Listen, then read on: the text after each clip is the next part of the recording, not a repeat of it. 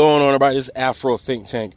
White man speaks on the history of colonialism, right? And he's very honest about it, very blunt about it. And he's making a lot of points. And the point I want to make by posting this video is, there's a lot of European Americans who subscribe to whiteness, right? That have this idea that, there's a white utopia, right? A European utopia. If it was just all us white people, right, everything would be great. But history would say otherwise, and the present will also say otherwise, right? As we see what's happening when those very same people are in control of everything right now. Full and complete control. They are not satiated, they're not happy, right? And they're doing all kind of criminal activities that's anti-life, anti-nature, anti-human, right? Xenophobic, racist, sexist, everything, right?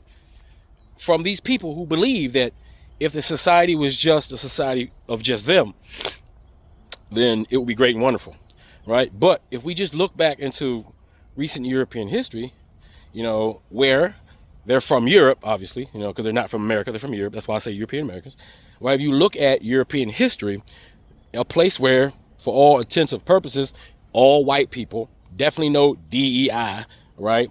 Running everything from every position, from every goddamn way in every part of society is just them. They didn't, for a time, they didn't have to worry about too many others that didn't look like them.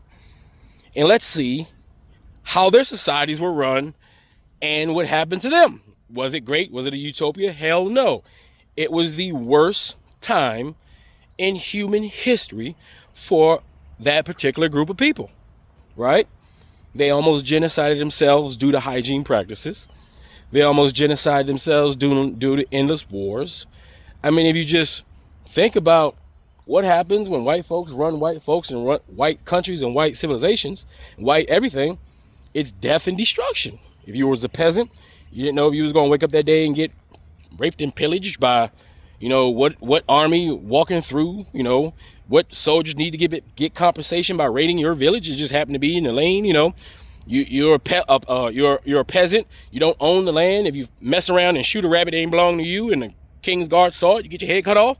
You guys, when left to your own devices, have been very destructive to yourselves. And as you guys have spread your civilization around the world, you've been destructive to everybody else, right? It's evident, right? It's history says it.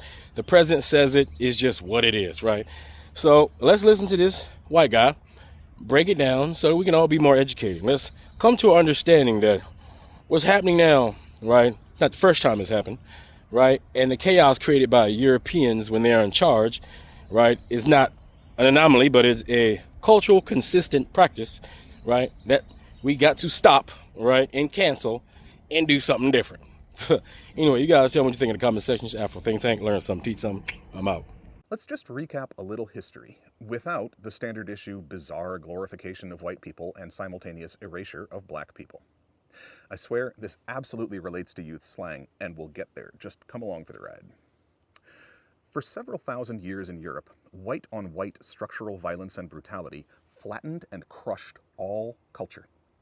This resulted in the Dark Ages, a millennia of total collapse. Buildings and houses went from beautiful architecture to leaky huts. The population crashed by 25% and was in free fall. Trade collapsed entirely. The ecosystem was virtually destroyed, and people lived in utterly miserable, illiterate squalor and filth. The escalating wounds of whiteness functionally ended all civilization in Europe, with no end in sight. If what happened in Europe had happened anywhere else in the world, white history would teach it as the primary case study in why those people could not manage their own affairs and were incapable of civilization. But because it happened in Europe, it's excused and minimized in both history and our collective memories. We're taught and then believe and say, well, yeah, but that was just the power vacuum left after the collapse of the Roman Empire, without analyzing that statement at all. The Roman Empire was unspeakably brutal, both internally and externally. They slaughtered millions and enslaved far more, violently erased all healthy culture in Europe. I'm a Celt, And the Roman Empire, and then their evil spawn, the English Empire, hunted every one of my ancestors' spiritual leaders and felled every sacred grove of trees. Our language was made illegal, we were brutally enslaved and made to destroy our own land. That was the norm for the Roman Empire. Internally, they practiced unspeakable violence against everybody, including violence against children that would make Epstein proud. Virtually every form of violence that Europeans famously exported to the rest of the world was first invented and refined in Europe against other European people, white people. That violence led to the collapse of the Roman Empire and then continued beyond. Do you know about the massacre of Verdun? How many people Charlemagne beheaded on that one day in the name of his violent religion?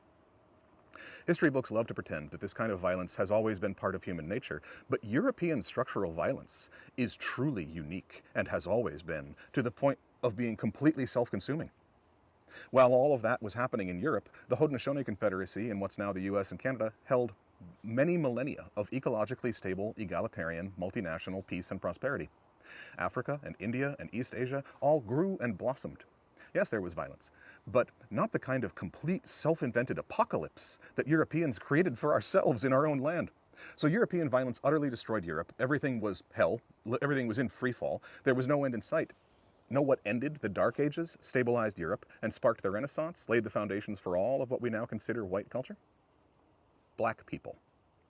The Moors got so sick of having such absolutely disgusting, wounded neighbors that they went to Spain and introduced the radical new technology of soap to the unspeakably gross white people, as well as medicine, philosophy, mathematics, just civilization. The Moors actually did what modern missionaries think they're doing when they go to developing nations. Black leadership is literally what lifted white people out of our own filth to the point where we could even learn to read, let alone trade again or build anything at all. Despite black people functionally rescuing all of Europe, white culture still didn't learn. And as soon as Europe could manage it, Europeans immediately started exporting the violence that had led us to the Dark Ages to begin with back at Africa, and then the Americas. Bet you never learned that in a white history textbook, but it's all absolutely true.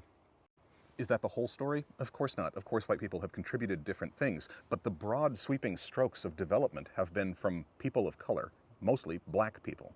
From this actual history, it starts to look as though European violence in Africa was entirely driven by jealousy. Europe destroyed itself and had no cultural or wealth foundations to build on. Black people came and gave us a hand out of our own filth, and we looked at Africa and said, we destroyed our home, and their home is beautiful and rich, so let's take it. The Eurocentric histories skip all of this and pretend that because some people in the absolutely evil Roman Empire had plumbing, then all technology comes from European roots, and it's completely backwards. It was Muslim society that developed all of mathematics, from the foundations to modern algorithms. All Muslim, largely black. The numbers on your screen right now are Arabic, because math is Muslim.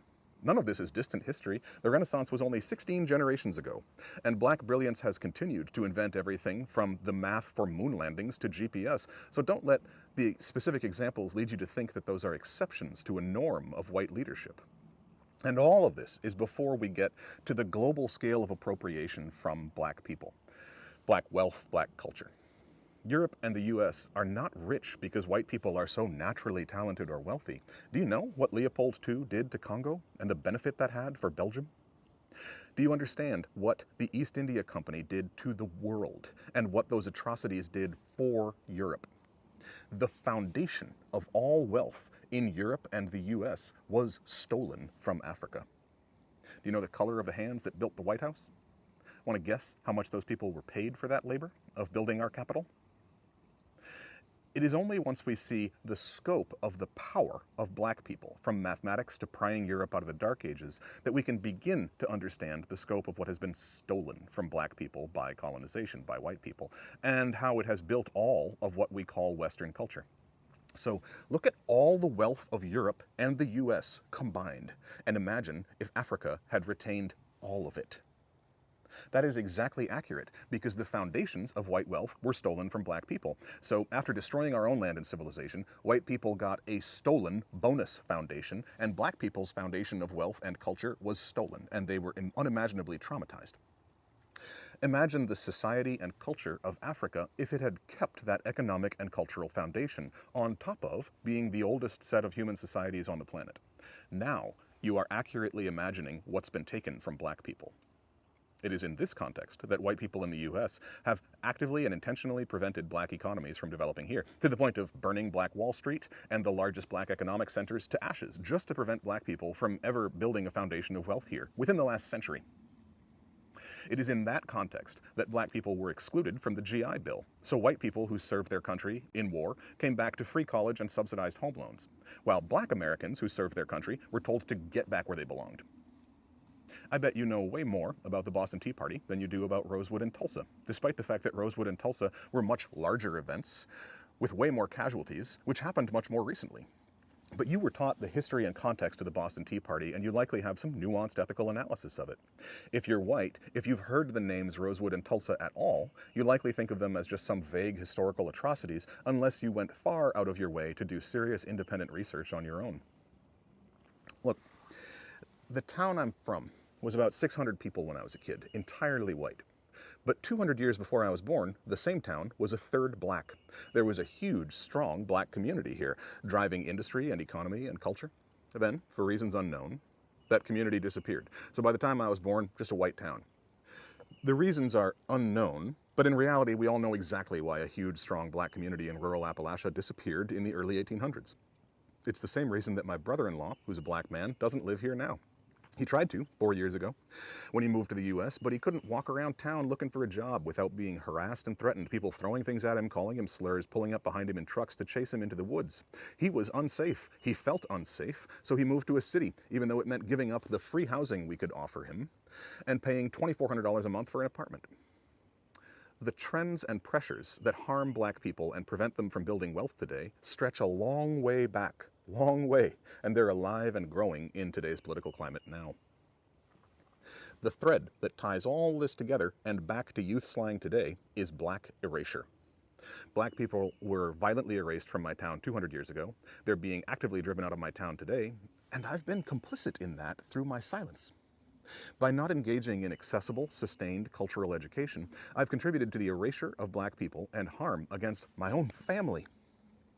So this is in part an accountability video for me, because it took two young black queer creators holding my hand for me to connect these dots and see my own complicity this clearly. I should have been doing more to educate my white rural community around this for a long time, and I will do more going forward. I'm not talking about jumping down my neighbors' throats or performative allyship. I'm talking about genuinely accessible, friendly sharing of knowledge and information in ways that expand the awareness of black people in white communities. Things like this. Somebody makes a joke or says anything that includes the word man.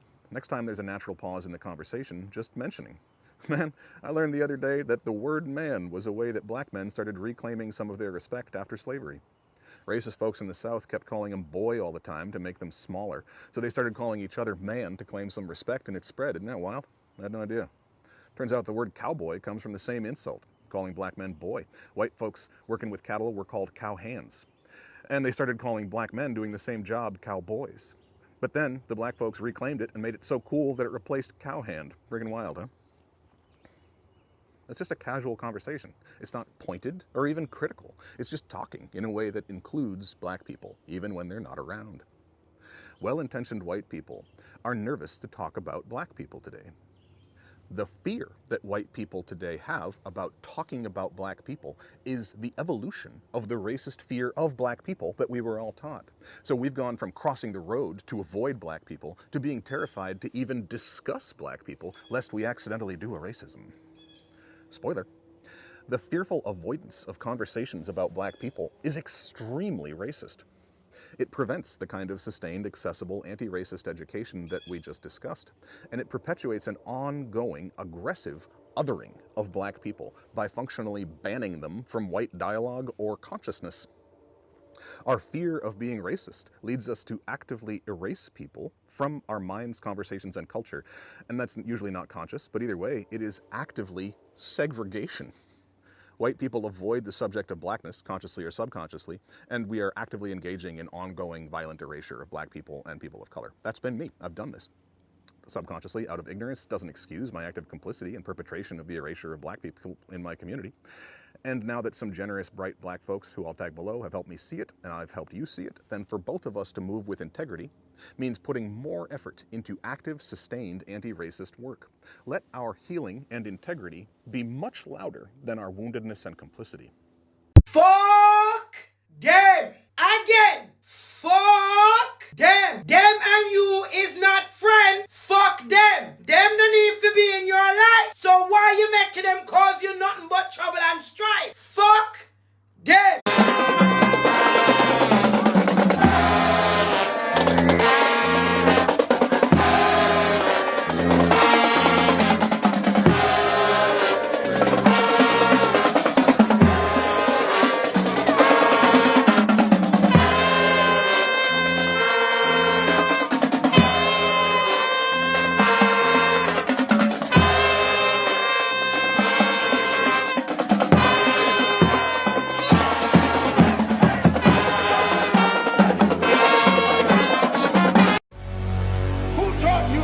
The texture of your hair? Who taught you to hate the shape of your nose? Who taught you to hate the color of your skin to such an extent that you bleach? Who taught you to hate yourself from the top of your head to the soles of your feet?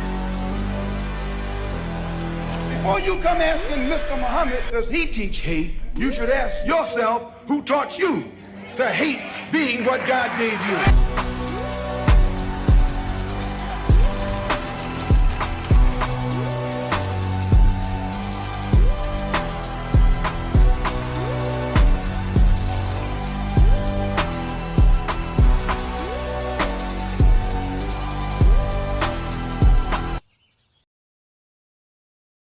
Free Sudan! Boycott diamonds and gold!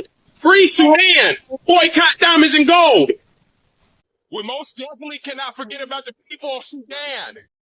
Thanks for watching Afro Think Tank. Don't forget to like, share, and subscribe. And follow me on Substack and Patreon for more content. Remember, it's Pan-Africanism or nothing.